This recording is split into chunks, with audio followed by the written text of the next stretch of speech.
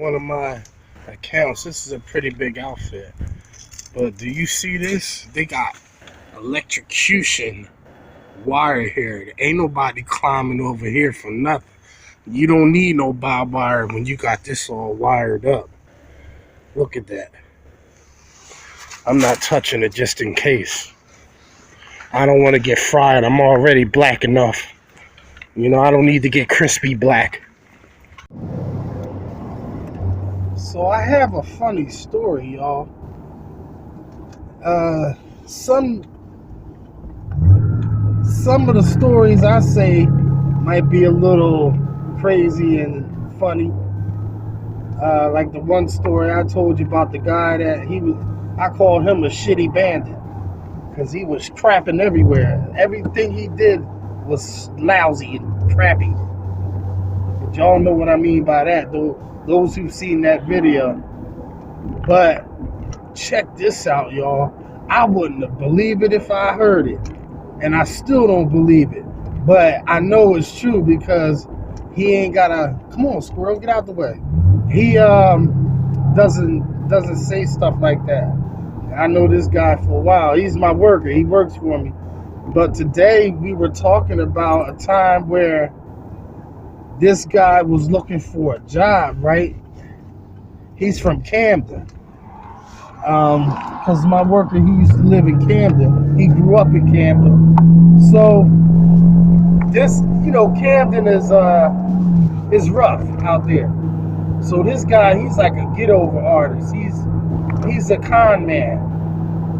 He cons companies and tries to steal from them and stuff. So this guy was actually looking for a job this day, and he knocked on this like landscaping company, right?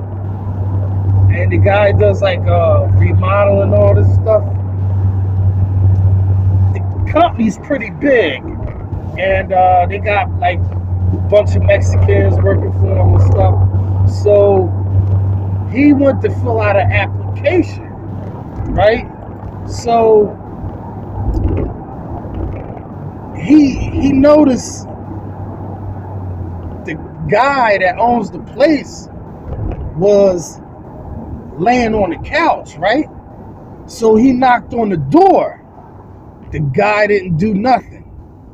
He didn't wake up. He didn't do nothing. So he went over there and he nudged the guy. He said the guy sat there and turned over and went back to sleep. The guy was high as a kite, right? So he banged real hard. Bang, bang, bang, bang, bang, bang. And the guy never moved. He never flinched. The guy was so high. He was high as a kite. He was out. I mean, out. Like out. Like somebody knocked his ass out. He was out. So he started rummaging through the drawers, right? He found the guy's checkbook. He wrote a check out to himself, $1,500, and he went to the bank and he cashed that joint, right? So he's looking for other stuff, right? So this guy comes back with his friends, right? So he goes in the office again. He saw the door cracked open, right? This is 2 weeks later. The guy said to his buddy, I know where we can go and get some machines, yo. Let's make some fast bucks real quick.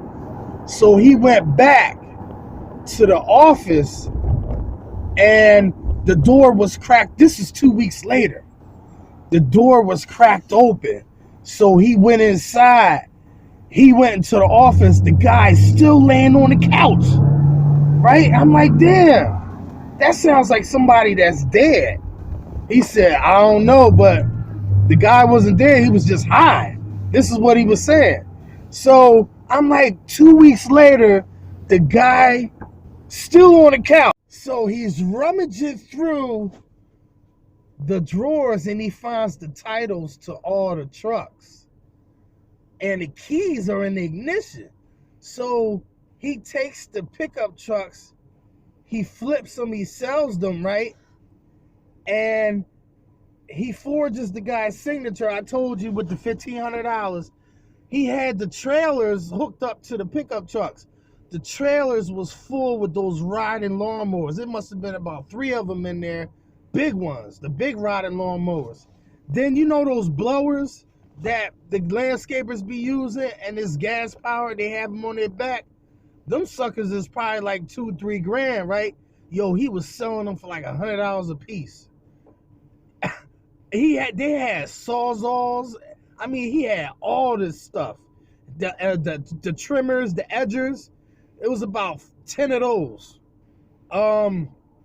He took them, and the guy, he must have made about 15-20 grand. But check this out, it gets better.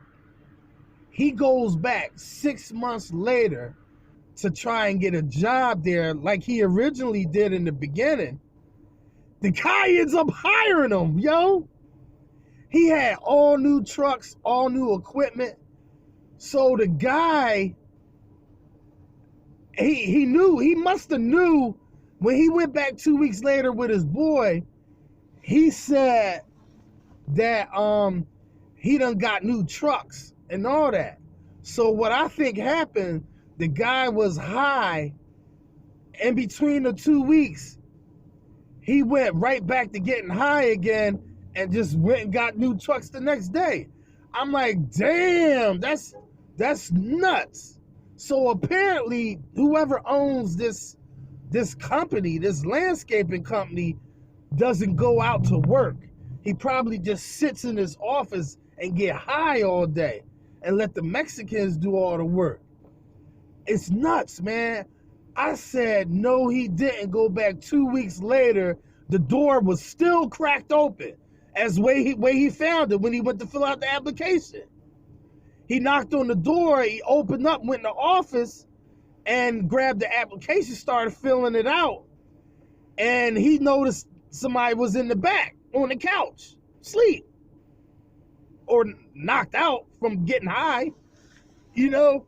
So he, like I told you, he started taking shit on his way out. He goes back 2 weeks later, sees the door is still cracked open the way he left it, and the guy is still on the couch, high as a kite. I said, no way he was like that for 2 weeks. That guy must have went on a 2-week binge. I mean, god darn. I mean, getting high is one thing, but I think he done took it to another level. I mean, that guy don't play around, whoever he is. He is serious about his getting highness. I mean, hey, your highness. No, not your highness, your highness. Yo, isn't that crazy? Man, you should. I couldn't tell y'all like he told me the story. I couldn't repeat it like he told. Yo, you would have been cracking up, yo. But this is Masters at Wagtail, and I'll see you in the next one.